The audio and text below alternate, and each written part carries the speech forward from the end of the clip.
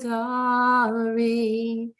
Yashodanandana Brajajana Ranjana Jamunatira Vanachari Radha Madhava Kunjabi Hari Jai Gopi Jana Vallabha Giridharadari. Yashodanandana Brajajana Ranjana Jamuna Tira Vanachari. Hare Krishna, Krishna Krishna, Hare Hare, Hare Rama, Rama Rama, Hare Hare, Hare Krishna, Krishna Krishna, Hare Hare, Hare Rama, Rama Rama, Hare Hare, Hare Krishna, Krishna Krishna, Hare Hare, Hare Rama, Rama Rama, Hare Hare. Jai Vishnupad Paramahamsa Parivrajacharya Astatari Sata, His Divine Grace, A.C. Bhaktivedanta Swami Srila Prabhupada Ki Jai. Jayom Vishnupad Paramahamsa Parivrajacharya Astatari Sata, His Divine Grace, Srila Bhakti Siddhanta Saraswati Thakur Srila Prabhupada Ki Jai. Anantakota Vaishnava Vrinda Ki Jai. Namacharya Srila Haridas Thakur Ki Jai. ISKCON Founder Acharya Srila Prabhupada Ki Jai. Prem Sikha Shri Krishna Chaitanya Prabhu Nityananda Shri Advaita Gadara Srivasati Gaur Bhakta Vrinda Ki Jai. Radha Krishna Gopa Gopinath Shamakun Radhakun Gira Govardhan Ki Jai. Mayapurdam Ki Jai. Vrindavandam Ki Jai. Jamuna Devi Ki Jai. Ganga Devi Ki Jai. Tulsi Devi Ki Jai. Transcendental Book Distribution Ki Jai. ISKCON Harrisburg Ki Jai. Samaveda Bhakta Vrinda Ki Jai. Gaur Premanande Hari Bol. All glories these Samal devotees, Hare Krishna. All glories these Samal devotees, Hare Krishna. All glories these Samal devotees, Hare Krishna. All glories of Shri Guru and Shri Guranga, Hare Hari Bol. Nama Om Vishnu Padaya Krishna Prasaya Bhutale Shrimati Bhaktivedanta Swaminiti Namane. Namaste Saraswati Devi Gauravana Pacharane Nirvishesha Shunyavadi Pashita Deshatarane. Om Namo Bhagavate Vasudevaya. Om Namo Bhagavate Vasudevaya. Om Namo Bhagavate Vasudevaya.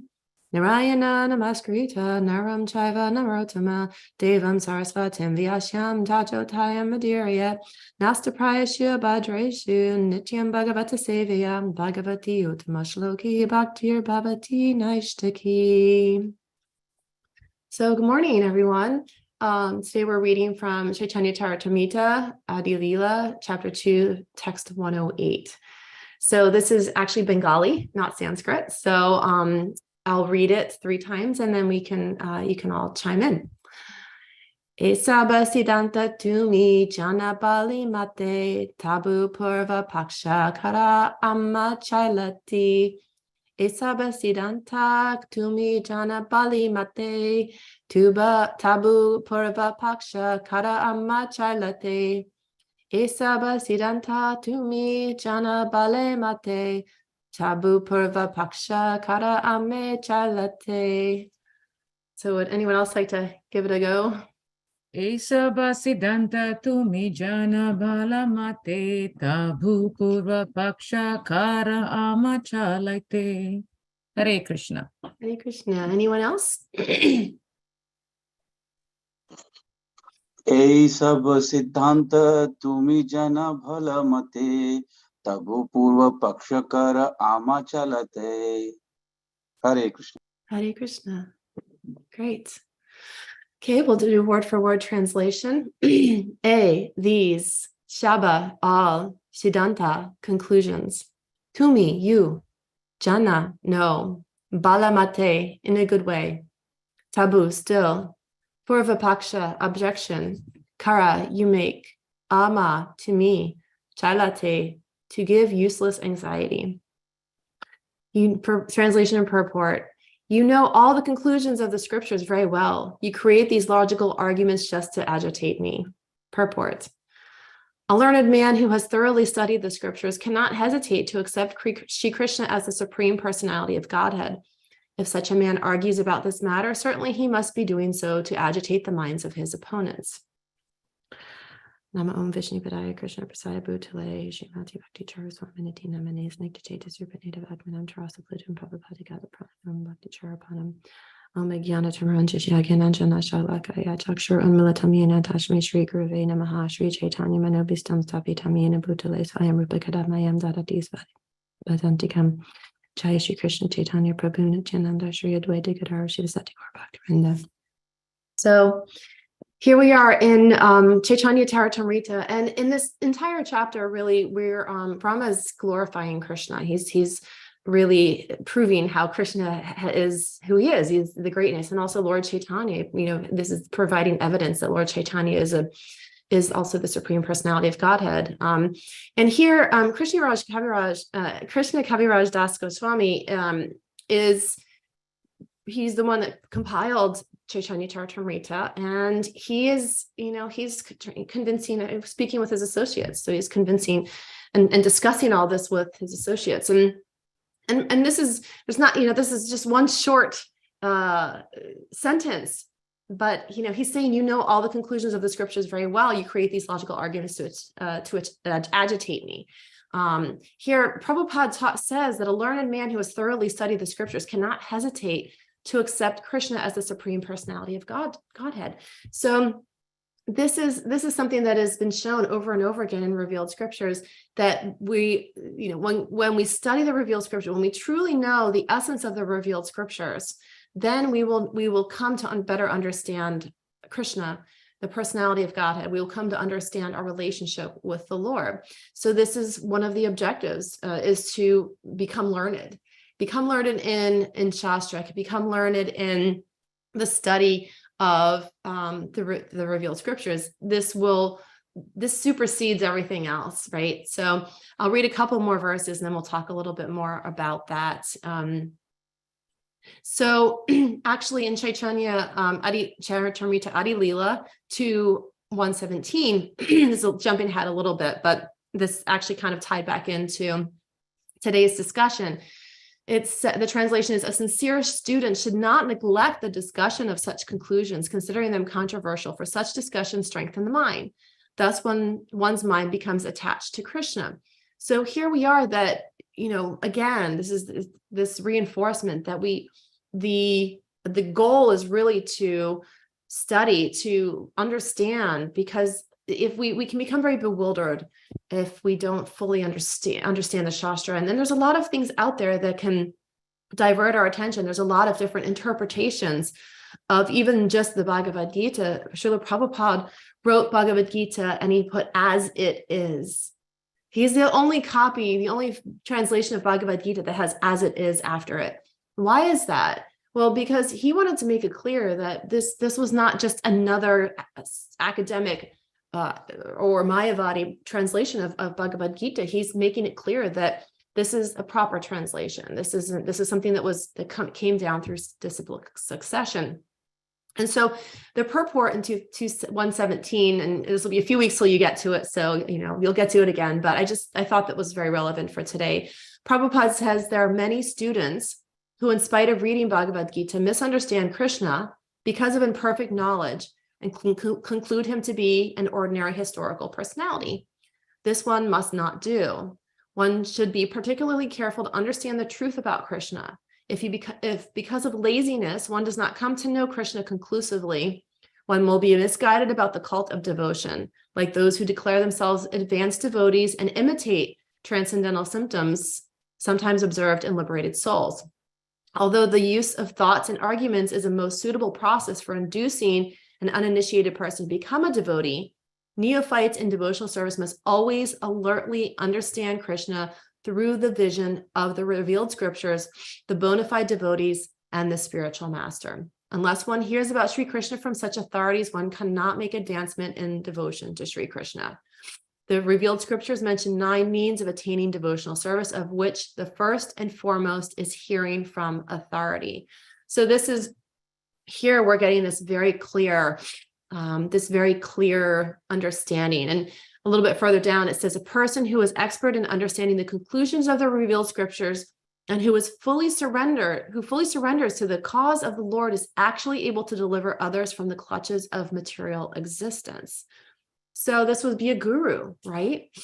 This is what would qualify one to be a guru, is that they are fully learned in the revealed scriptures. And so, in Chaitanya Charitamrita Madhya Lila 2265, it said, one who is expert in logic, argument, and revealed scripture, who has firm faith in Krishna, is classified as a topmost devotee. He's a topmost devotee. That means, and he can deliver the whole world. So this right here, these 3 verses very clearly give us this instruction, right? So here, the first verse is, a sincere student should not neglect the discussion of such conclusions, considering them controversial, for such discussion strengthens the mind. Thus, when one becomes attached to Sri Krishna. And the next one is, one who is expert in logic, argument, and revealed scripture, and who has firm faith in Krishna, is classified as topmost devotee. He can deliver the whole world. So this is kind of the stages, right?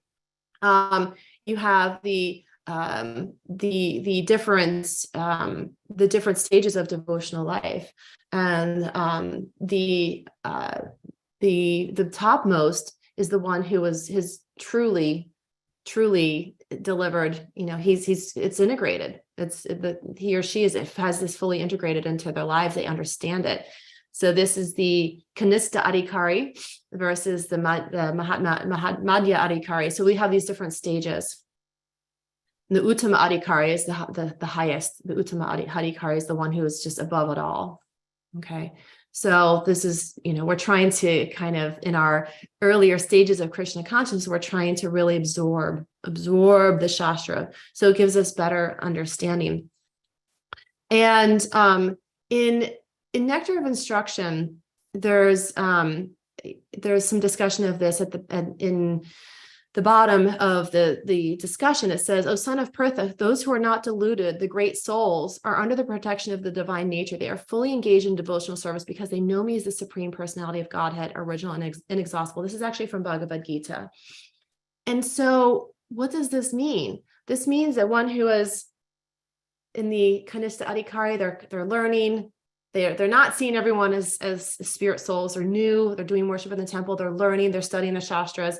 Moving up to the Madhya Adhikari, which is the next stage, is they're deeply engrossed in the study of Shastra. They are seeing others as spirit souls, and they eventually, those who take on this process of devotional service, who take on the process of studying and understanding the Shastras, they are fully engaged because they know the Supreme Personality of Godhead. Right. And this is something that's really important. Why do we study Shastra? We study Shastra for a couple of reasons. We want to, receive instruction, because in this material world, things can become very messy. People become very bewildered by all of the material energies and the influences. And also we study Shastra so that we can know God.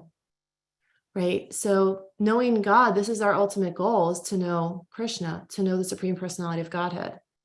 And what better way to know the Supreme Personality of Godhead than through the transcendental literatures, through the revealed scriptures. And revealed scriptures means that they've come into being through some spiritual process, or they've been revealed by the Lord directly. This is Bhagavad Gita.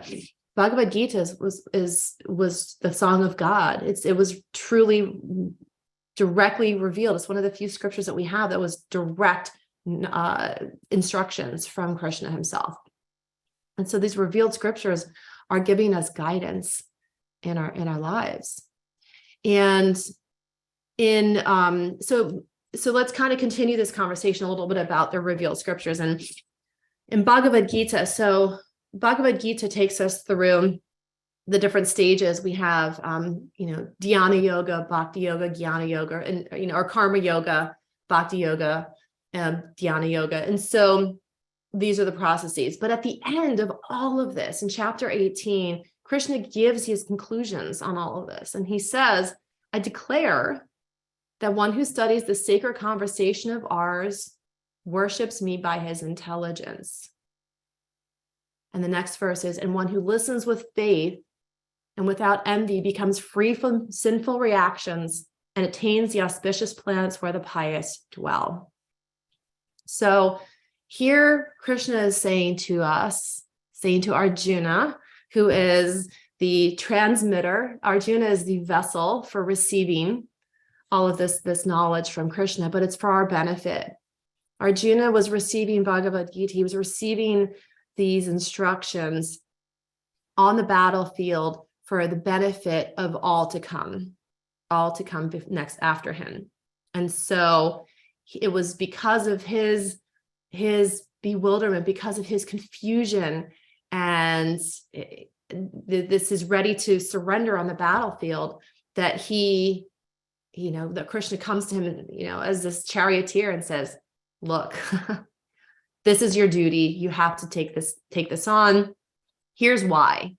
And he gives him all of these reasons, explains the science behind karma yoga, explains the science behind dhyana and jnana yoga, and really just dives into bhakti, because bhakti is where it all comes from.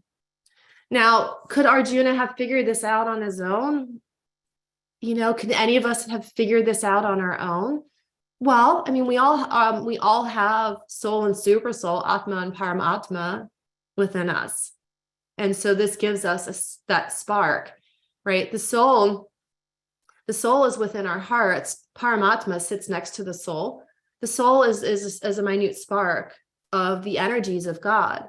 Paramatma is the energies of God in a small amount that is there, in our being. So God is with us constantly. And could we come to these understandings on our own? Maybe. But the thing is that it's really difficult. And it takes a lot of austerities. It takes a lot of detachment from these material energies to gain the clarity of what might be coming to us. It takes a Mahatma, a great soul, one who is not attached, one who is broad-minded, one who can see everything everything as a spirit soul, the Uttama Adhikari, who is above it all. They really don't get down in the muck. They really have clarity of mind.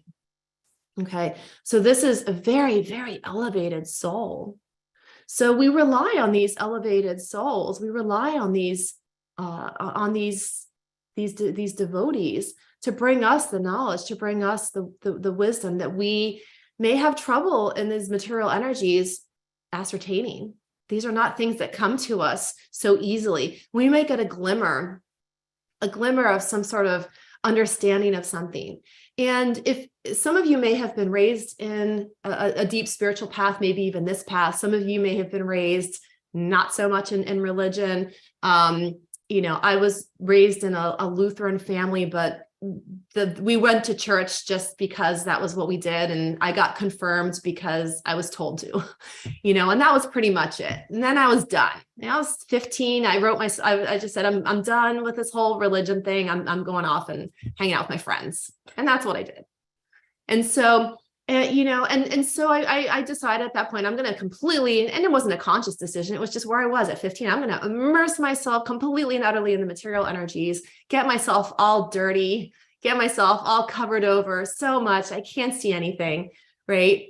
But then every once in a while, we might get this glimmer of a realization, right? That can guide us, that will tell us, where to go next, or we might get this little helping hand. And the thing is that we all, as spirit souls, we all have this innate desire deep down to know Krishna. It's just covered over. It's the true nature of the soul. It's not the nature of the material body. The nature of the material body was to enjoy. But the nature of the soul is to be connected to Krishna. The nature of the soul is to serve. It is to be in service of the Lord. And so when we start to uncover our true nature, we may start to come to this realization that we want to know more. And this is where we might find ourselves in search of something that gives us more information. And where do we often go? Books. Books are often the first starting point. It's safe. You know, you can pick up a book. You can put it back down if you don't like it, right? Even with book distribution, Prabhupada wanted books to get out there. Why? Because even if someone just touches the Bhagavad Gita or hears one shloka, you know, what touching it, you know, can give them so much advancement. But to hear a shloka, to hear one verse from the Bhagavad Gita, my goodness, you know, what could happen to that soul? The seeds planted, it could completely open something up for them. So Prabhupada absolutely insisted that we get those scriptures out there, that we get this out into people's hands, and we give them this. You know, we have Gita Jayanti coming up in a couple of weeks. And what is Gita Jayanti? Well, Gita Jayanti is the appearance of the Bhagavad Gita. It was when it was spoken. And so this is a big deal. This has sustained for 5,000 years, right? This is really this knowledge coming down through. And we celebrate Gita Jayanti because it's our kind of lifeline. It's our lifeline to the spoken word of Krishna. And it's so deep in the instruction. It's so deep in helping to connect us to the energies of the Lord, helping to connect us in a deep, loving, devotional relationship with Krishna. And so here, Prabhupada's saying in this purport, a learned man who has thoroughly studied the scriptures cannot hesitate to accept Krishna as the Supreme Personality of God. That's you know, Prabhupada's saying it as if it's a no-brainer. If you read and you study and you really integrate it. Now, what does that mean to integrate something? Because we can know something intellectually. And intellectually, we can say, yeah, I read it, I memorized it, right? But to really integrate something means that it permeates our being, it permeates our activities throughout the day. And this is when someone can really have that realization. They won't hesitate. Prabhupada says right here, they can't even hesitate to accept Sri Krishna as the Supreme Personality of Godhead. It's because it's clear as day. Just as we see the sun in the sky and the moon at night, the idea that Krishna is the Supreme Personality of Godhead also becomes so clear to us. And so we sit here in these material energies, and we may often think in this material world, we put so much emphasis on college education. And I am guilty as charged, right? I am like, you know, I chased degrees for years. I have more degrees than I need. But it's what does it provide? Did it make me closer to Krishna? No, not in the least bit. You know, and this is the thing that we have all of these focus on material, intellectual studies. We have so much focus on schooling and college, and those aren't bad things, right? They're not to be completely discarded, because we still have to function in this material world. We need occupation, we need jobs, right? We need to be able to sustain ourselves, sustain our families, but to a point. And then, you know, then there becomes a point where there's a law of diminishing returns, right? So you may have heard this law of diminishing returns. It's kind of a financial terminology, but it can refer to a lot of things. There's the point where the energy that you're putting out, or the money that you're putting into something, provides smaller and smaller gains. Okay. So this law of diminishing returns, if we think about it in a spiritual sense, that if we're putting energy into activities or into studies that are related to material activities, and we get what we need from that, we've achieved a certain point where we're self-sustained, we're supporting our family, and then we continue to try and build on that intelligence. And how much more is it going to give us what we need? How much more secure are we going to be in our life by having that additional knowledge, versus if we take that energy and we put it into the study of the Lord? We take that energy, we put it into devotional activity. Now, the law of diminishing returns goes away because we know that in spiritual activity that there is no loss or diminution, right? It is constantly growing. So the more activity we do, the more that we are growing our spiritual bank account. And there is no loss or diminution. This is stated in Bhagavad Gita. Krishna tells us this, that spiritual activities will continually grow and that there is no ability to go beyond where it just doesn't help us anymore. We continue to grow and grow and grow in our spiritual activities. It's limitless. And so now we're taking these energies, this focus, and we're putting it into the understanding of Lord Sri Krishna. We're putting it into the understanding of our relationship with God. And whoa, suddenly things can start changing, right? It doesn't mean that all of the other material education is thrown in the trash, that it's useless. No, we use that for the benefit of the Lord. So now we can take that, we can dovetail that, as Prabhupada said. We can take that intelligence, we develop our mind, we develop our material intelligence so that we can use it for spiritual activity. Now we take that and we turn it into something that's going to benefit our spiritual life. The things that we've done to further our intellectual material focus, we can now take that and say, okay, now I'm going to take this intelligence, I'm going to shift gears. I'm going to put it over here. I'm going to teach classes. I'm going to give books. I'm going to distribute books to people. I'm going to have, people over to my house and serve them prasadam and do kirtan and read from Bhagavad Gita. And there's a younger devotee who is in the Philadelphia community, and he does some yoga stuff out here in this area. And he's a yoga teacher, and he's been giving classes. But he's giving the Bhagavad Gita in small doses to newer people, but he's putting it out there. He's starting to make these introductions to people about Bhagavad Gita. He's spreading that knowledge. And so we can all do that in our own way, just so that we can start to make this knowledge available to others. And what does that do for us too? So anybody who shares this knowledge is very much considered a beloved devotee of the Lord.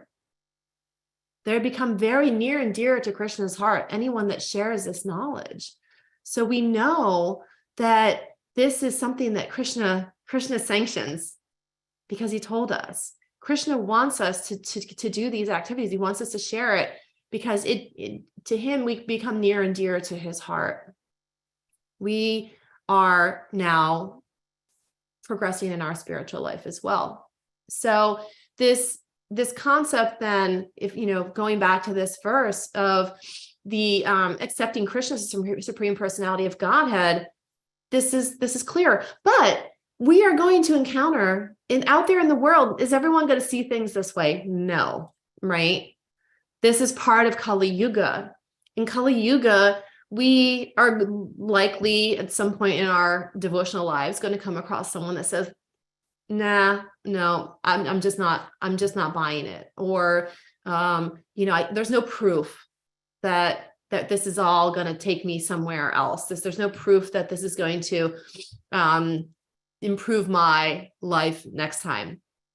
And so, and even within Krishna consciousness, within kind of the Eastern philosophy or the broader umbrella of Hinduism, we may look at the concept of reincarnation. Someone might say, we have this spiritual piggy bank. When there's no loss or diminution, what happens to someone that falls? What happens to a great yogi, right? This is in the 6th chapter. Arjuna asks, what happens to this unsteady yogi that suddenly falls down, right? Do they lose connection with everything that has occurred since then? And this is where, again, Krishna says, no, actually it continues into their next life. Now, what can happen though? Does that give us kind of a free pass to say, like, well, this life's this life, and maybe next life I'll do better, and just kind of pass it off onto reincarnation and say, well, I'm going to just do whatever I feel like this life. And, I'll figure it out next life, maybe, and it's kind of interesting. I've heard that, this may or may not be true, because I have read it in early Christian writings that reincarnation was acknowledged in very early Christian writings. However, somewhere along the line, it got changed that nope, you just have one chance. And I believe it was done kind of in the Roman Empire, somewhere in there, because of perhaps a sense of complacency, right? If people feel that they've got like hundreds of chances to do the right thing, hundreds of chances, they'll just come back and sort it out next life. But do we remember the past lives? No. Do we have any knowledge of what's to come? No, because Krishna says of all these many lives we've both had, I remember all of them, but you can't remember any of them, right? So we're stuck. So we might get in this bit of a hamster wheel, which is called material life, right? We get stuck in this vicious cycle of birth and death, this hamster wheel, thinking, oh, I'll just do a next life. And we're like a little hamster on a wheel, just pushing it off, just running in circles, right? Just repeating the cycle of birth and death for nothing. Where does that get us? It doesn't get us very far, right? It gets us very frustrated. Maybe in some lifetimes we become wealthy or famous or this or that, but we're still coming back. We don't remember it. That's the thing, right? This is what's the tricky part. And so because Krishna has given us knowledge and forgetfulness, well, that's a pickle. If he's giving us knowledge, but he's also giving us the ability to forget everything, that's challenging. So how do we counteract the forgetfulness? Well, we look at this as our last chance, right? Maybe we take a little slice of that Christian philosophy of maybe we just forget the whole reincarnation thing for a little bit, right? And just focus on this one lifetime and focus on just this one opportunity to really become Krishna conscious, to take this one lifetime and dedicate it, as Srila Prabhupada had said to Bhakti Charya Swami, he said, dedicate this one life to God, just do this one thing. But, if we just take this one life and we make a decision, we make a conscious decision to say, I probably had all these other lives where I didn't do great things, but somehow I landed here. So I must have had some change in my spiritual piggy bank, right? All of us that are sitting here, every single person that is here, somehow, somewhere in a prior life was doing something, right? Where we're now picking up. I'm sure, I would imagine, right? I can't say for sure, but we must have done something that's going to bring us back to this point where we can continue forward. And so maybe it was we were in a pious family, did good activities. Maybe we were in a yogic system, or who knows? We can't possibly speculate, but we're here. So we take this opportunity and we run with it. We take the ball and run with it, right? Because we have these revealed scriptures. And the more that we can familiarize ourselves, the more that we can really dive into not just the scriptures, but also to devotional life, into devotional service. Because it's not, the scriptures are only part of it, right? We have the Sadhu Shastra guru. We have, the guides in our life come from Shastra, they come from guru, they come from elevated souls. And so the more that we associate with guru, which is Prabhupada, but also finding someone that in our own lives that can be a teacher for us, ISKCON has the guru disciple system. Prabhupada provides himself as the Shiksha guru through all of his teachings. And then a devotee association, right?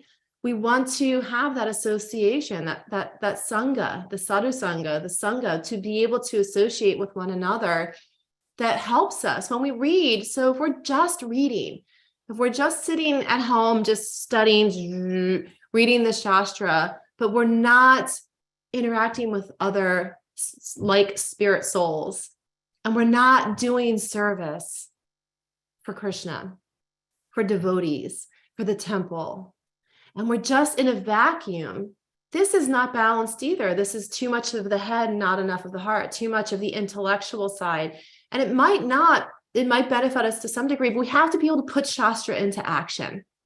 Scriptures cannot be held in a vacuum where we're just trying to soak it in,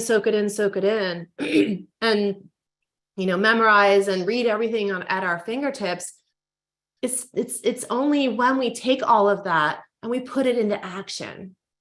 It is because devotional life is an activity.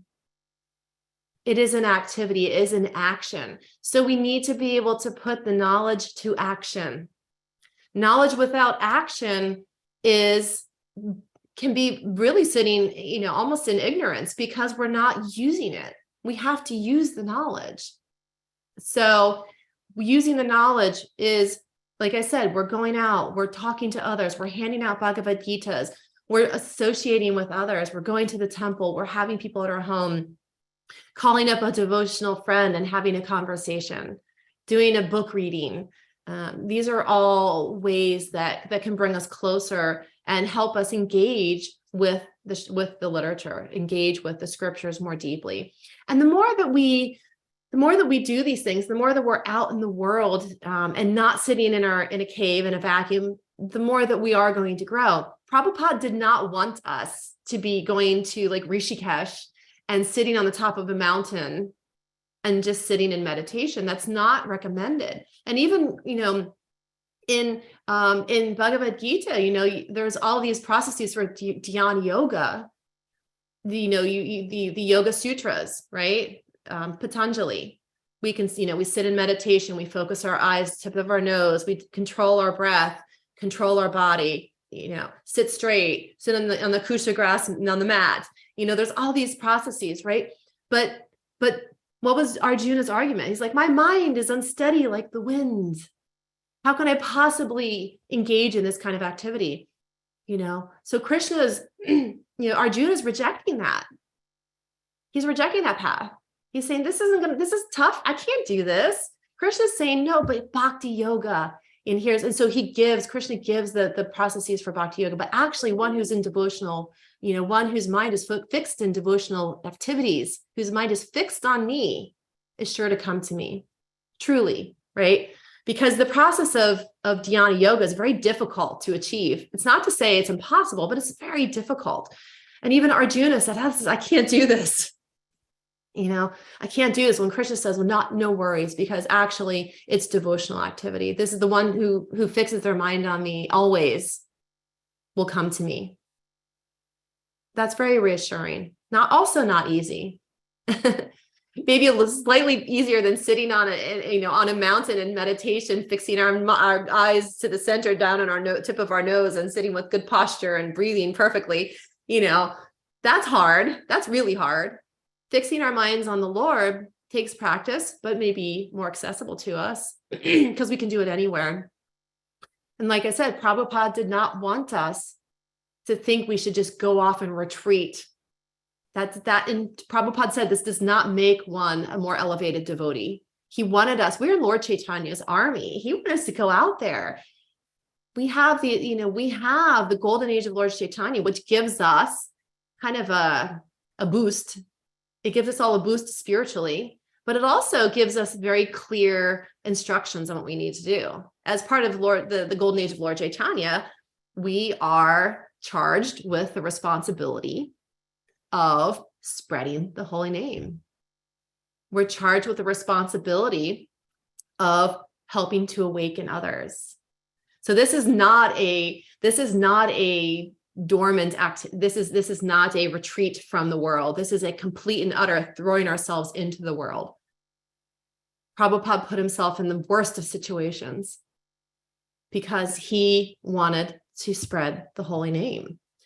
He wanted to awaken the sleeping souls. Jeev Jago, wake up, sleeping souls. You're lying in the lap of the witch called Maya. Whoa. She's a witch the witch called Maya. She's very tricky. And we're sleeping in the lap of the witch called Maya. We're asleep. And so what is our mission? Is to wake up. Mission is to wake up, to study, to associate, to serve, and to gradually know Krishna and to accept Krishna in our hearts as the Supreme Personality of Godhead. And that's it. That's it. It's simple and sublime, but it's, this is what Prabhupada said, this process is simple and sublime. We just have to follow it.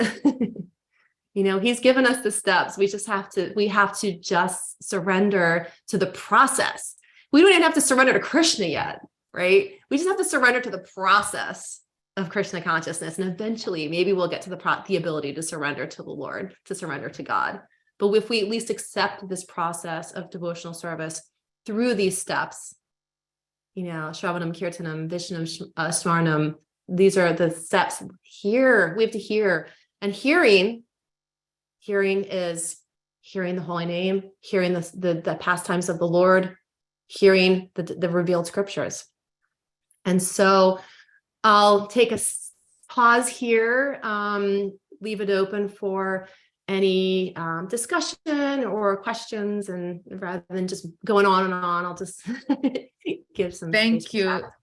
Thank you so much, Vrindavaneshri. Actually, very nice points of how we can actually, wake up, as you said, really take Krishna consciousness seriously. And I really like the reminder that you mentioned that Srila Prabhupada gave to His Holiness Bhakti Swami. Just take this one lifetime, take it very seriously.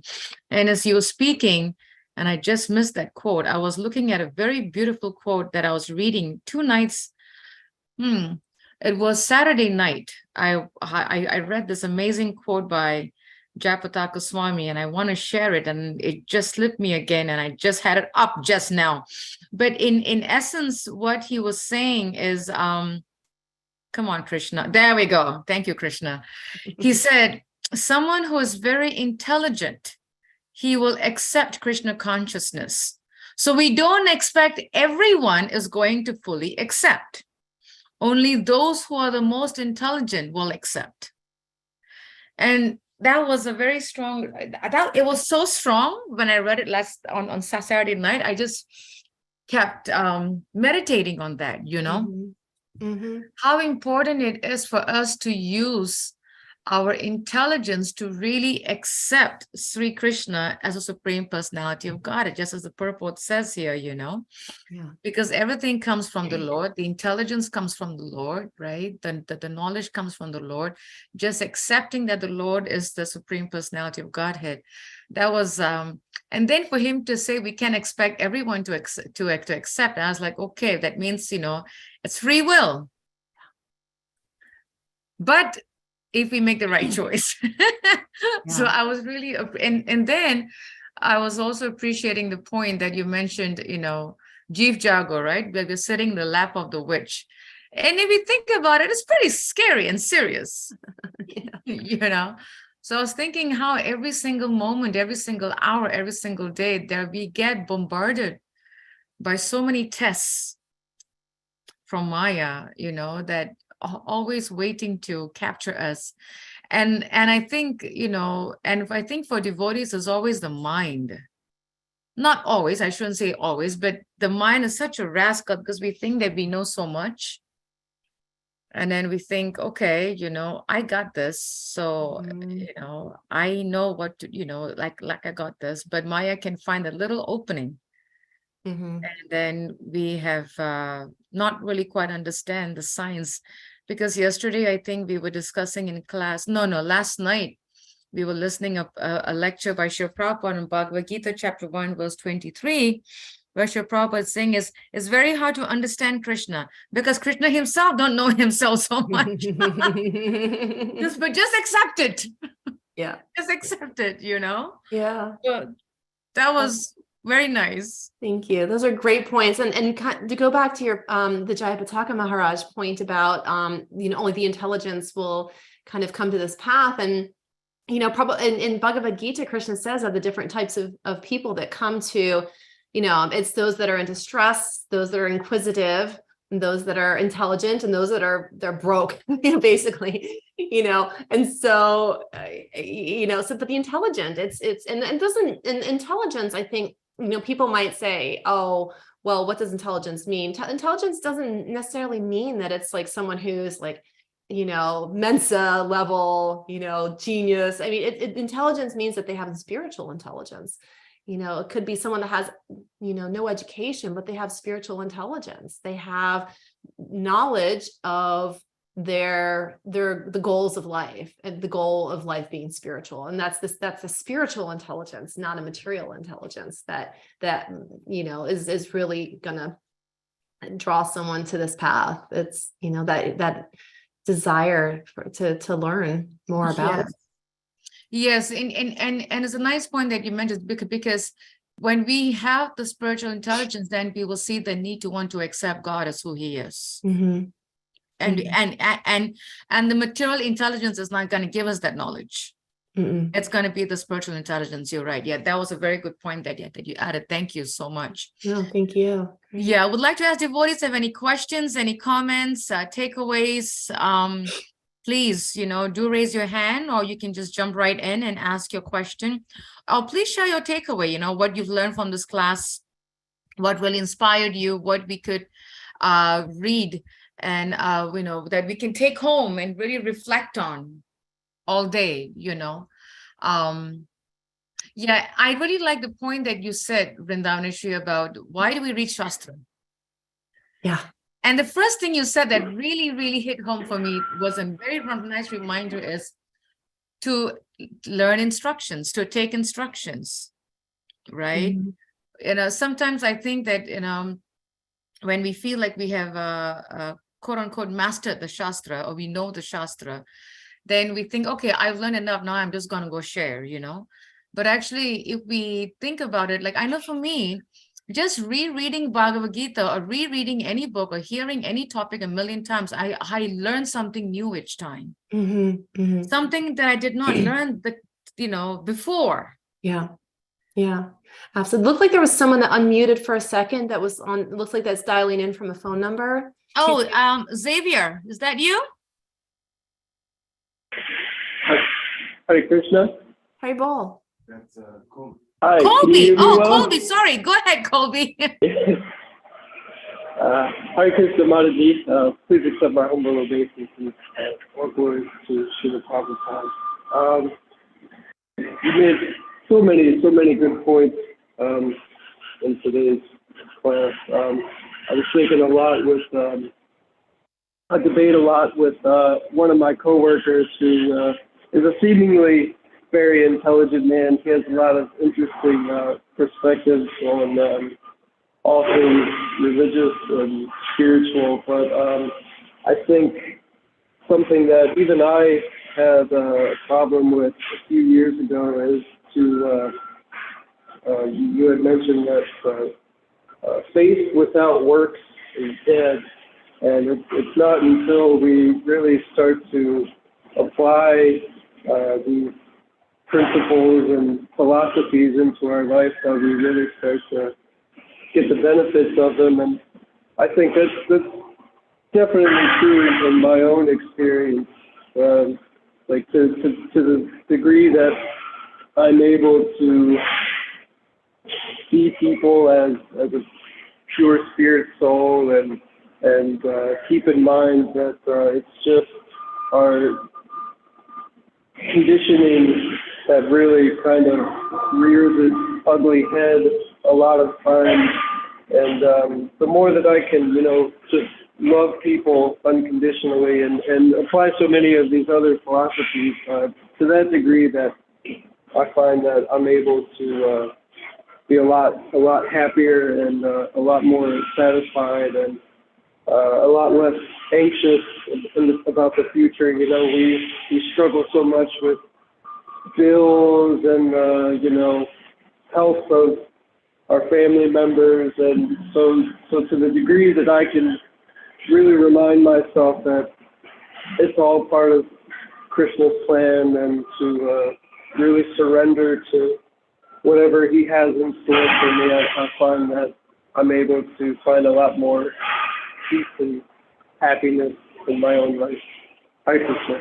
Wonderful. Thank you so much for sharing that, Colby. I appreciate you jumping in and sharing some of your experiences directly about, with your friend, and also just how your activities is really deep, giving you more depth to your devotional practice as well. So thank you again for sharing that, and thank you for joining us today.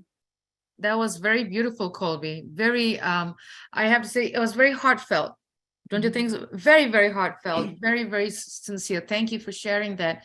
And just by hearing your sharing, Colby, I'm getting goosebumps because it's so heartfelt and so deep, really deep, that is helping me to realize how important it is for us to, the more we hear, the more we reflect on the past and where from the past to the present, and how the Lord has guided us to really go deep and work on ourselves and become a better person.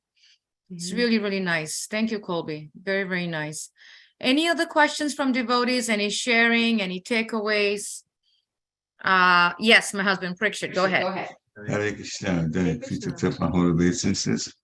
All glories to Srila Prabhupada. So, very nice lecture. So many points covered. And even just the discussion about a person's intelligence and making the distinction between spiritual intelligence and material intelligence, all very, very, very useful and to the point. The purport to Prabhupada says, a learned man who has thoroughly studied the scriptures cannot hesitate to accept Sri Krishna as the Supreme Personality of Godhead. So it's just a couple of sentences in this purport, but this is a very, very heavy statement. And it made me think of text in Bhagavad Gita.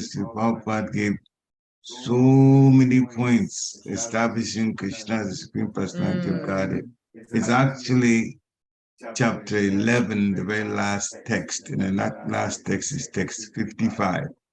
So 11:55. And the only reason I found that out is that it wasn't something that I could just easily just get to, but I happened to be reading the Bhagavad Gita for the Zoom, what's called Happy Hour for Philadelphia. And I happened to read that one. And it's just a very long purport. And so Papa went on and on and on and on to establish Sri Krishna as a Supreme Personality of God. And so many references were there. So when you get time, this is for everybody. You want to read that.